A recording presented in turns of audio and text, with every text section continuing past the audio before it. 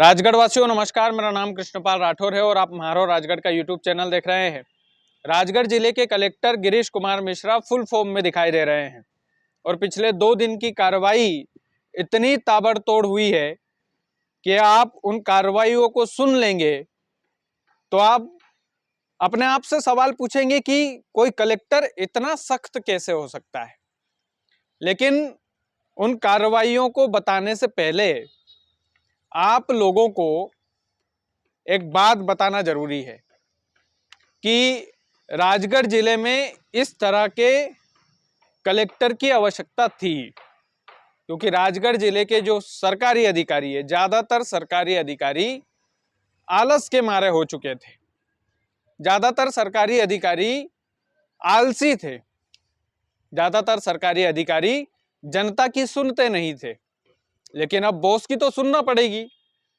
और कलेक्टर महोदय जो है, जिस तरीके से ताबड़तोड़ कार्रवाई कर रहे हैं, अगर नहीं सुने तो फिर अंजाम भुगतने के लिए भी तैयार रहना पड़ेगा।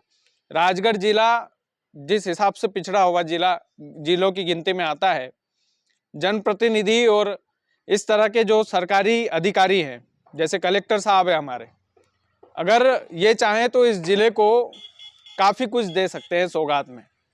पिछले कई सालों से राजगढ़ जिले में एक अच्छे कलेक्टर की आवश्यकता थी। अब आपको भरोसे के साथ मैं ये कह सकता हूं कि मैंने तो जब से मेरा कोई बहुत बड़ी उम्र नहीं है, लेकिन जब से मैं राजगढ़ जिले को समझने लगा हूं, पहला ऐसा कलेक्टर देखा है। और इसके लिए कलेक्टर साहब से मैंने पैसा नहीं लिया है, उनकी तारीफों के पुल बांधने के लिए। जहां मुझे कमी लगती है, मैं कलेक्टर साहब को लताड़ता भी हूं, उनसे सवाल भी पूछता हूं और बाकायदा उनसे कार्रवाई की मांग भी कई वीडियो में मैं करता हूं।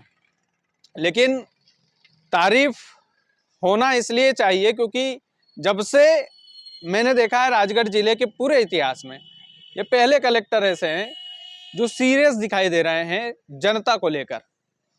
तो ये 2 दिन की कार्रवाई आप सुनिए। सबसे पहले कलेक्टर साहब ने जो 2 दिन में कार्रवाई की है, वो कार्रवाई आप सुन लीजिए। 8 अधिकारियों को इन्होंने नोटिस भेजा और उसमें से एसडीएम साहब भी थे। कारण बताओ नोटिस भेजा इन्होंने।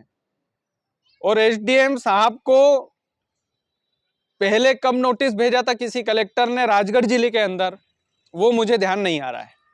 मुझे पहला मामला दिखाई दे रहा है जिसमें 8 अधिकारियों सहित एसडीएम साहब भी उसमें शामिल थे। तो एसडीएम साहब को भी इन्होंने नहीं छोड़ा, उनको भी कारण बताओ नोटिस भेज दिया।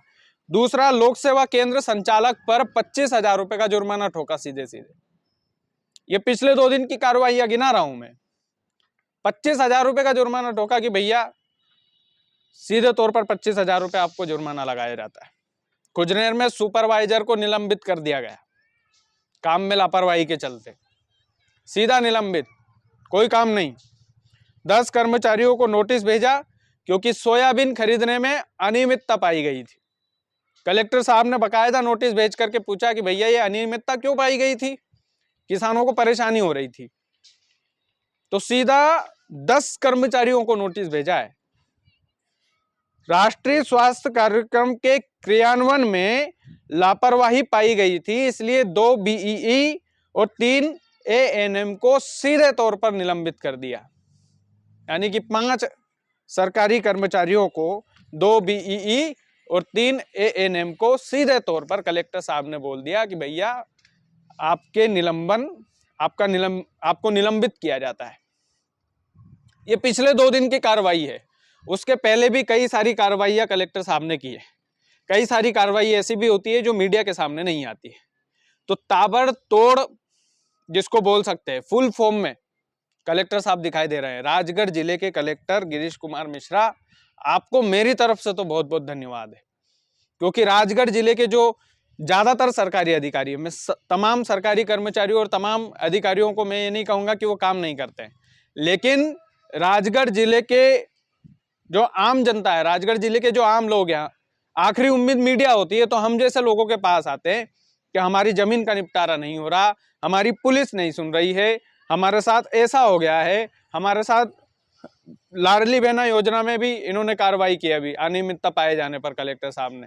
तो काफी सारे ऐसे केस है अगर वो केस गिनाने लग जाऊं, अगर जब से कलेक्टर साहब आए हैं, जब से जो निलंबन की कार्रवाइयाँ इन्होंने की है, जो कारण बताओ नोटिस भेजे हैं, जिस हिसाब से औचक निरीक्षण गांव में करने पहुंच जाते हैं, जिस हिसाब से हॉस्पिटल में जाकर के पहुंच जाते हैं, जिस हिसाब से ग्राउंड लेवल पर कलेक्टर साहब दिखाई देते हैं, मुझे नहीं लगता कि राजगढ़ जिले के इतिहास में किसी और कलेक्टर ने ऐसा किया होगा, इस तरीके का काम किया होगा।